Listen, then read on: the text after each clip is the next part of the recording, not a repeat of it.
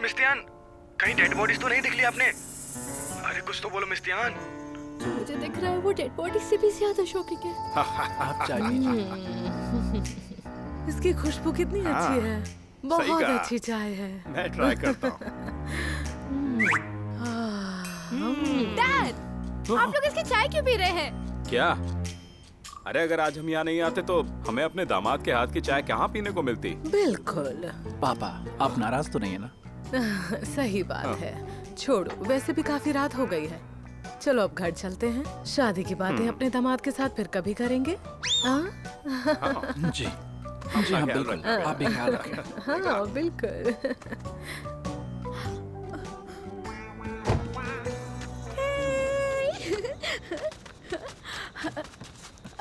Mom,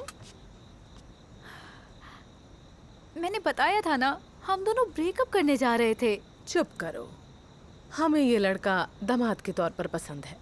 अगर दोबारा इसे छोड़ने की बात की या मेरे पोते पोती को नुकसान पहुंचाया तो मैं तुम्हें घर से निकाल दूंगी। छोड़ो ना, जब तुम पहली बार प्रेग्नेंट हुई थी तब भी तो हर बार ब्रेकअप की धमकी देती थी। ठीक है, दोनों खुद ही समझ लेंगे। चलो अब चलते हैं। हाँ, ध्यान रखना। हाँ चलो।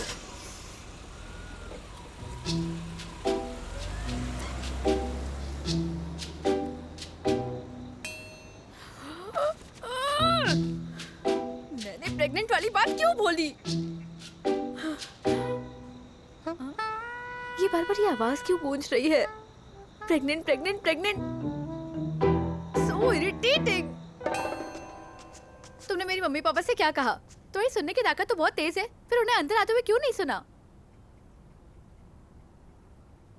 इतनी रात को कहाँ जा रहे हो? क्योंकि तुम इतना जोर से रो रही थी, मुझे उनकी आवाज नहीं आई।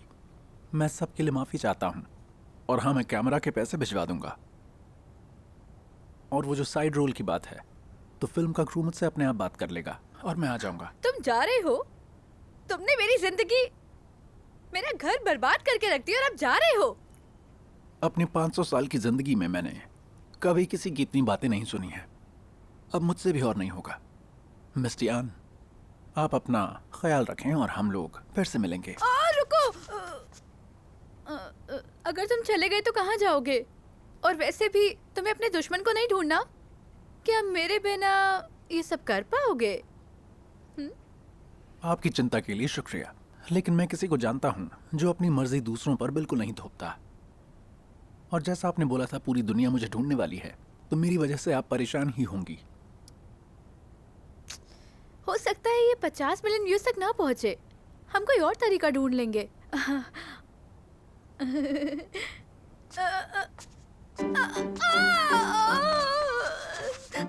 तुम इस क्यों को नहीं जानते। जब वो गुस्सा होती है तो मुझे मम्मी तक नहीं बोलने देती है और कहती है कि मुझे छोड़ देंगी। और पता है मुझसे बोलती भी नहीं है। उनके गुस्से में मेरे दादाजी से लगते हैं मुझे।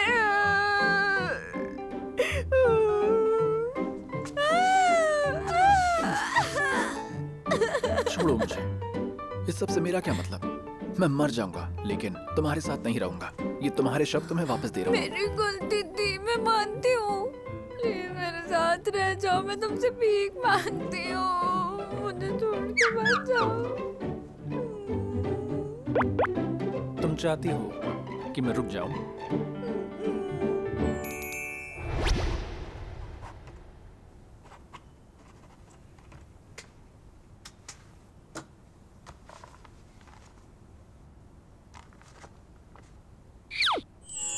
और एक गारंटी?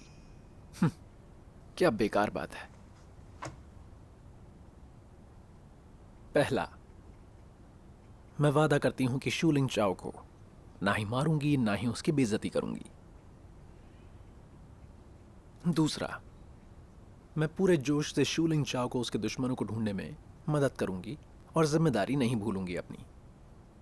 तीसरा, जब तक शूलिंग चाओ टियान के घर में है उसे कपल की तरह रहना होगा, बिना मन में गलत ख्याल लाए। क्या ये ठीक है? अब आप साइन कर देंगे?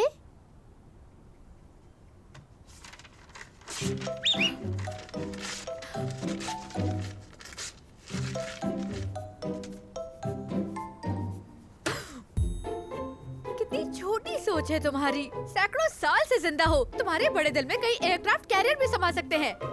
मुझे गारंटी नहीं चाहिए, बल्कि तुम्हें देनी चाहिए। मैं सोने जा रहा हूँ।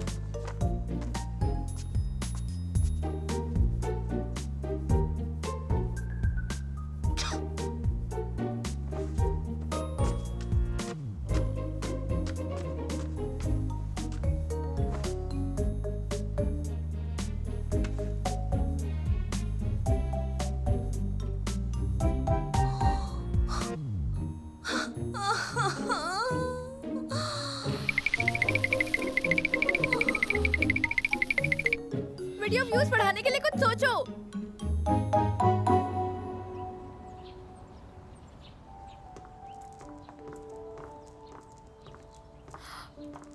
Downtown paint house. तुम्हारा मंगेतर तो वाकई अमीर है। हाँ, तुम लोग तो अमीर लोग हो भाई। बिल्कुल। जैसे ही जोंग और होंग परिवारों के बीच शादी की खबर आई, हमारे दोनों स्टॉक्स रॉकेट की तरह हाई हो गए, बहुत तेजी से ऊपर बढ़ने लगे। चले? फिर भी खरीदने नहीं दिया। चाहे स्टॉक कितना भी ताकतवर क्यों ना हो, अगर तुम उसे खरीदो तो वो बुरी तरह गिर जाएगा। अगर तुम्हें पैसे चाहिए तो मैं स्पॉन्सर कर सकती हूँ, लेकिन हमारे परिवारों के स्टॉक्स मत खरीदना।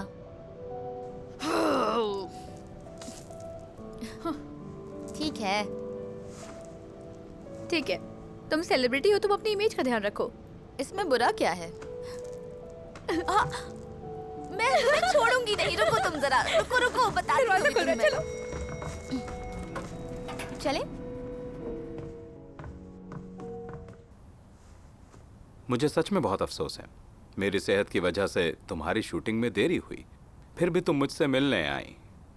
चाहे कुछ भी हो, गलती मेरे बॉयफ्रेंड की थी। उसे शाम को स्टूडियो में बच्चों को ताइक्वांडो सिखाना होता है, इसलिए उसने यहाँ पर मुझे आपसे माफी मांगने भेजा। उसे बहुत अफसोस है। तुम्हारा बॉयफ्रेंड ताइक्वांडो इंस्ट्रक्टर है? हाँ। मेरा शरीर काफी कमजोर है। मेरा डॉक्टर हमेशा मुझे ज्यादा एक्सरसाइज करने को कहता है, लेकिन मुझे जिम बिल्कुल पसंद नहीं। ताइक्वांडो तो अच्छा ऑप्शन लगता है। वैसे तो वो बच्चों को सिखाता है, लेकिन वहाँ अडल्ट क्लासेस भी हैं। वो स्टूडियो के फाउंडर चलाते हैं। मैं स्टूडियो फाउंडर को बहुत अच्छे से जानती हूँ। मैं आपकी सिफारिश कर सकती हूँ। आपका शुक्रिया। मैं भी यहाँ गेस्ट हूँ, लेकिन आप ही की सेवा में लगी हूँ। ये मरीज होने का फायदा है। अगर मरीज होने का फायदा उठाने का वक्त है तो क्यों ना आप अपनी शरीर को मजबूत बनाने पर काम करो। जैसा आप कहें हर हाइनेस। मैं कपड़े बदलने जा रहा हूँ। सुनो, तुम्हारा मंगेतर मुझे डिनर पर ले जा रहा है। तुम ज्यादा सोच रही हो। हमें काम की पब्लिसिटी भी चाहिए, इसलिए चैरिटी हाउस जाना होगा। मुझे उम्मीद है कि हम अपना स्टैंडर्ड और हाई कर पाएंगे। सिर्फ बच्चों की खाने की और कपड़े की जरूरतें पूरी करने के अलावा ये बच्चों की मानसिक स्वास्थ्य समस्याओं को भी हल करने में मदद करेगा, ताकि हर बच्चा सच में घर का वार्मथ महसूस कर सके। ये हमारा एक सपना था जिसे आज हम पूरा कर रहे हैं। मैं अपनी बात यहीं समाप्त करता हूँ। शुक्रिया। हाल ही में हमने देखा है कि आप और आपकी मंगेतर मिस जैंग साथ में बाहर ज्यादा दिखाई दे रहे हैं। क्या जल्दी ही शादी हो रही है? हमारे पास कोई खुशखबरी होगी तो हम जरूर बताएंगे। मिस्टर होंग, आपने अभी बच्चों के मानसिक स्वास्थ्य पर जोर दिया। क्या आपने खुद की फैमिली के बारे में सोचा है? बिल्कुल। जब मैं छोटा था मुझे ज्यादा प्यार और देखभाल नहीं मिली, इसलिए आज भी मुझे हीन भावना का सामना करना पड़ता है। इसलिए मैं सबको ये सुझाव देता हूँ कि वो घर पर अपने बच्चों का ध्यान दें, ताकि हर बच्चा एक प्यार भरे वातावरण में बढ़ सके। क्या आप पहले से ही अपने बच्चे के मानसिक स्वास्थ्य के बारे में सोच रहे हैं कि आप लड़का चाहते हैं या लड़की? शुरुआत से ही आप शादी और बच्चों के बारे में पूछ रहे हैं। मुझे लगता है कि आप इनके बहुत बड़े फैन हैं। मुझसे ज्यादा चिंता तो आपको हो रही है। नाजायज बच्चा? तुमने शायद कुछ साल पहले मेरा इंटरव्यू नहीं देखा, और ना ही मेरे होंगशी एसोसिएशन के उत्तराधिकारी बनने पर जो रिपोर्ट थी। उस वक्त मैं शायद स्कूल में ही थी। उस समय मैं शायद स्कूल में ही था। हमारे रिश्ते को देखते हुए तुम्हें मेरे बारे में सब पता होना चाहिए। ठीक है, मैं सुनने के लिए तैयार हूँ। मैं अमेरिका में पैदा हुआ। मेरी माँ ने मुझे जन्म देते वक्त अपनी जान खो दी। मेरी नैनी ने मुझे पाला। मेरे पिता कभी मुझसे मिलने नहीं आए। जब मैंने उन्हें देखा वो पहले ही गुजर चुके थे। फिर मैं होंगशी एसोसिएशन का उत्तराधिकारी बना। तुम्हारे इंटरव्यू का टाइटल क्या था? गरीब लड़का 1 सेकंड में टाइकून बन जाता है। किसे पता है उसके बचपन के संघर्ष। ये सिर्फ 1 सेकंड का मामला नहीं था। उत्तराधिकारी का रास्ता बहुत आसान नहीं था, क्योंकि मैं एक नाजायज औलाद था। आखिरकार मुझे एक शव के साथ डीएनए टेस्ट करवाना पड़ा। I'm sorry, मैं मजाक कर कोई रही बात थी। नहीं, मैं बहुत पहले ही समझ गया था।